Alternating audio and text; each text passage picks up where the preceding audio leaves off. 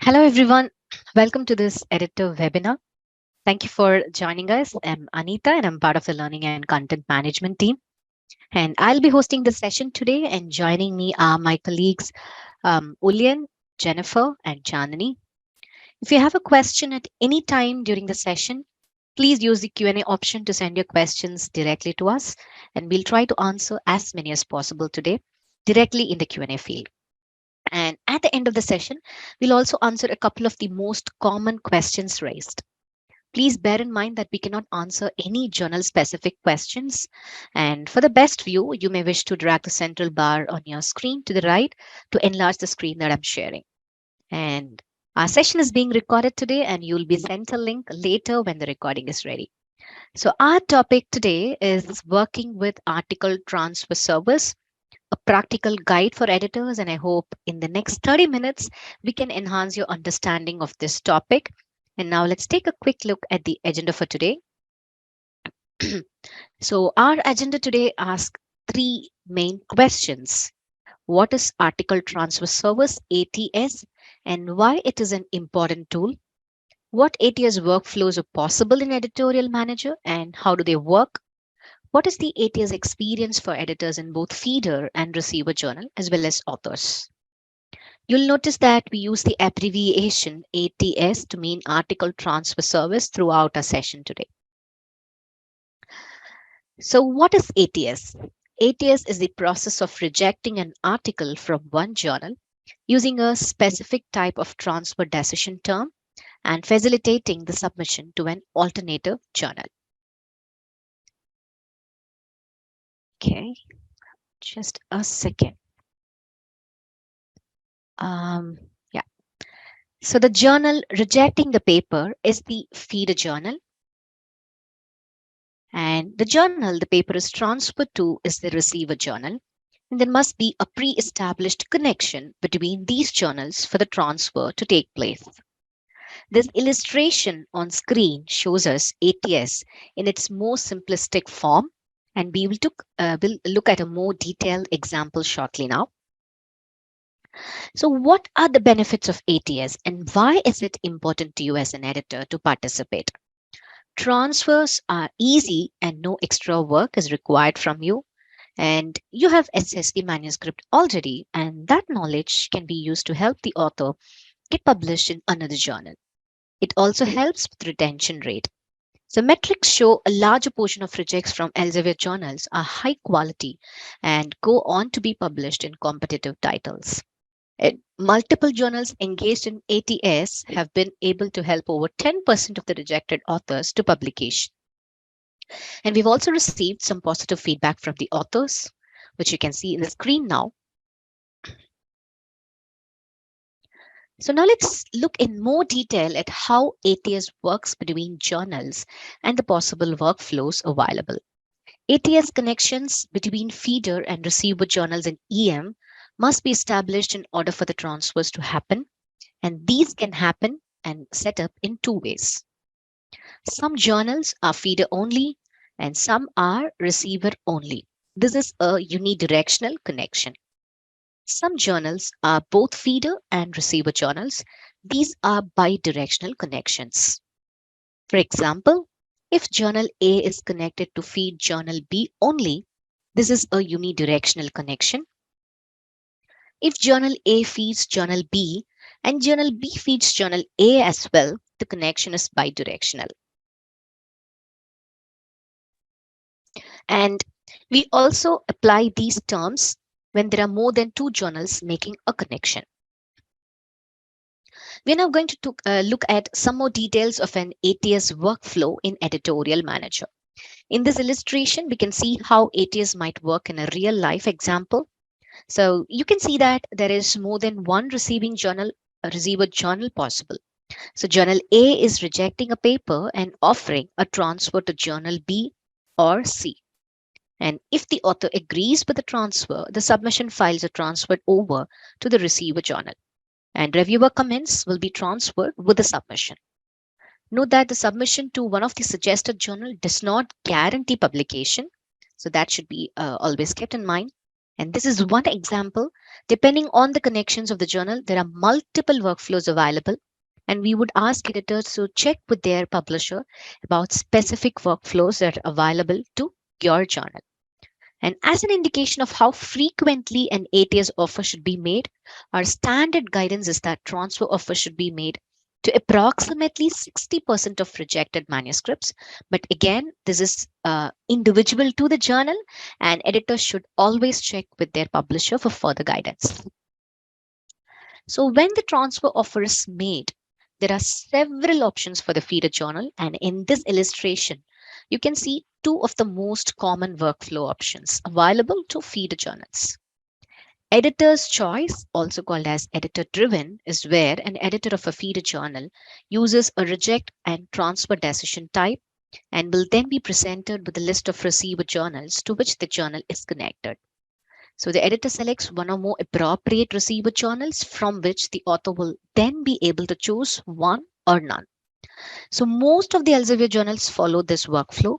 And the next one is author's choice, also called as author driven, is where editor of a feeder journal uses a reject and transfer decision type, but will not be presented with a list of available receiver journals. Instead, the author will be offered a transfer option to all of the journals to which the feeder journal is connected and will be able to make their selection. But as I mentioned before, most of the journal follows editor choice only. So here you can see one of the common ATS workflow, standard editor choice. So the feeder editor selects an ATS decision term, and the feeder editor views a list of target journals and selects the receivers. The feeder editor then submits the decision and notifies the author, and the author chooses to accept or decline the transfer offer. And the receiver editor, post submission, the manuscript here is processed as per the regular journal workflow. And this is another common ATS workflow, which is standard author choice. Feeder editor, selects an ATS decision term, but cannot view the target journal list. So the feeder editor submits the decision and notifies the author, and the author views the list of transfer targets and chooses to accept or decline the transfer offer. And post submission, the receiving editor will process the manuscript as per the regular journal workflow. Now, when a paper is rejected from the feeder journal, the editor must use a decision type that will enable the transfer of a submission to a receiver journal. So we can see here the most common decision types in this category. So transfer pre-review, which is used to reject an article before a review has taken place, similar to a desk reject.